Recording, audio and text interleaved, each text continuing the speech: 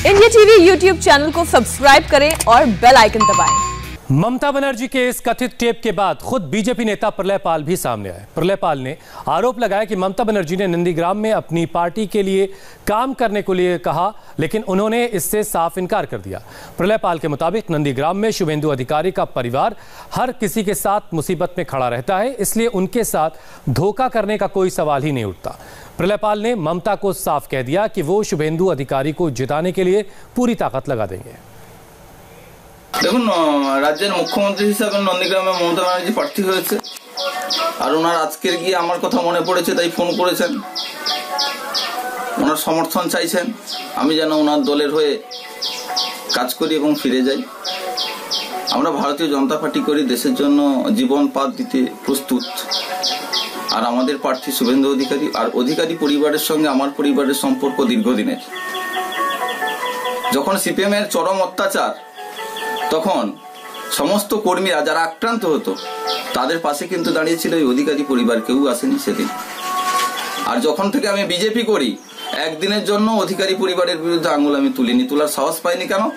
ওই আনুগত্য থেকে কোনোদিন কোনো কিছু পাইনি, কিন্তু অধিকারী পরিবারের বিরুদ্ধে আঙুল তোলার মতন স্পর্ধা আমি দেখাইনি, কারণ ওই পরিবার অসহায় মানুষের পাশে ছিল সেই আনুগত্য থেকে।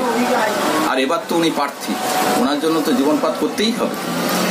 তাই দিদিকে বলেছি যে আপনার দল আমাকে রেসিডেন্ট দেয়নি, একজন নাগরিক হিসাবে যেটা পাওয়া আমার অধিকার ছিল, অতএব আপনি দাঁড়িয়েছেন, দাঁড়ান।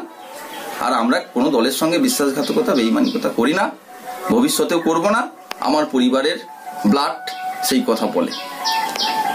অতএব দিদি যাই বলুক না কেন, আমরা শুভেন্দু অধিকারীর জন্য লড়াই করছি, লড়াই করব এবং শুভেন্দু অধিকারীকে নন্দীগ্রাম বিধানসভা থেকে অন্তত ভারতীয় জনতা পার্টির বিধায়ক হিসাবে নবান্নে পৌঁছে দেওয়ার দায়িত্ব আমি নিয়েছি এবং সেটা করে দেখাবো।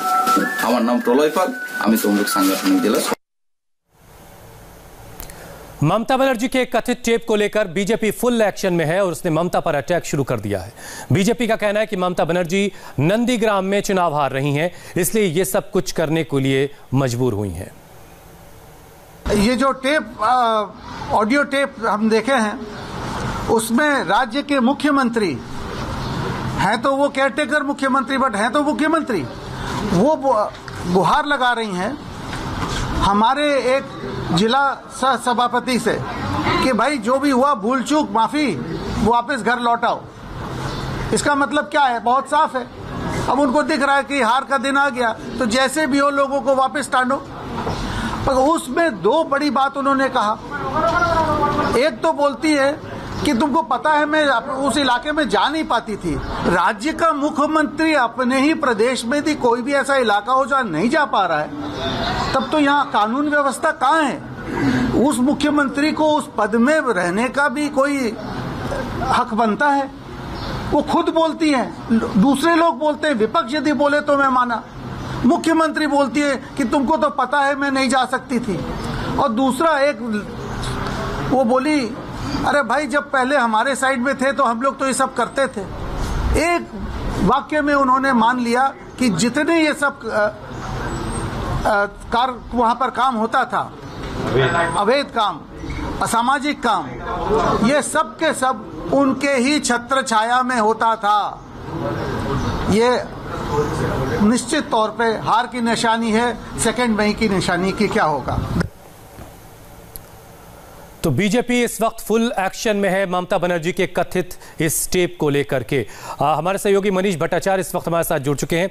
मनीष, बीजेपी की तरफ से वार पर वार हो रहा है इस कथित टेप को लेकर के, अब तक ममता बनर्जी के खेमे की तरफ से कोई रिएक्शन मिला आपको? देखिए, टीएमसी कुछ भी कहने को इस ऑडियो को लेकर तैयार नहीं है। सबसे बड़ी वजह यह है कि चूंकि ये ममता बनर्जी की आवाज लग रही, जैसा कि बीजेपी आरोप लगा रही है। तमाम टीएमसी के नेताओं से हम बातचीत करने की कोशिश कर रहे हैं कि क्या ममता बनर्जी ने नंदीग्राम में जिस नेता से ऑडियो में आवाज सुनाई पड़ रही है उससे बातचीत की है या कुछ नहीं, लेकिन कोई भी टीएमसी के नेता कुछ भी कहने को तैयार नहीं। इस ऑडियो का सारांश जरूर मैं हुसैन आपको बताऊं कि शुरुआत में ही ममता बनर्जी ने कह दिया कि तुम एक युवा नेता हो, तुम एक युवा चेहरे हो, हमारी मदद करो। और जैसा कि वो प्रलयपाल बार बार ये कह रहे हैं कि हमने आपके लिए बहुत पीड़ा सही है, हमने तमाम वक्त तक हमने बहुत दर्द सहा है, लेकिन आपने हमारी सुध ही नहीं ली कभी। जिस वक्त सीपीएम अत्याचार कर रहा था उस वक्त अधिकारी परिवार हमारे साथ हमेशा खड़ा रहा है, लिहाजा मुझे ईमानदारी और वफादारी अधिकारी परिवार के लिए रखनी जरूरी होगी। तो ममता बनर्जी किस तरीके से मैनेज कर रही हैं नंदीग्राम में, चूंकि वहां से वो चुनाव लड़ रही हैं और वो ऑडियो भी वहीं से आया है, जैसे कि बीजेपी कह रही है कि ऑडियो में आवाज ममता बनर्जी की है, और टीएमसी की चुप्पी कहीं ना कहीं ये साफ इशारा कर रही है कि कुछ ना कुछ नंदीग्राम में ऐसा हुआ है जिसकी वजह से टीएमसी कुछ कह नहीं पा रही है। बहरहाल जो बीजेपी के नेता हैं वो हमलावर हो रहे हैं लगातार, और ये ऑडियो सामने आया है और ऑडियो से साफ जाहिर हो रहा है कि कहीं ना कहीं ममता बनर्जी ने जिस नेता से बात की है उसमें लाचारगी भी उनकी साफ जाहिर दिखाई हो रही है। चलिए इंतजार करते हैं, कुछ वक्त में तस्वीर साफ होगी जब ममता बनर्जी के खेमे की तरफ से कोई इस पर रिएक्शन मिल पाएगा। अभी तक इस पर सिर्फ ये कहा जा सकता है कि बीजेपी इस टेप के जरिए हमलावर है। बहुत बहुत शुक्रिया मनीष हमारे साथ जुड़ने के लिए।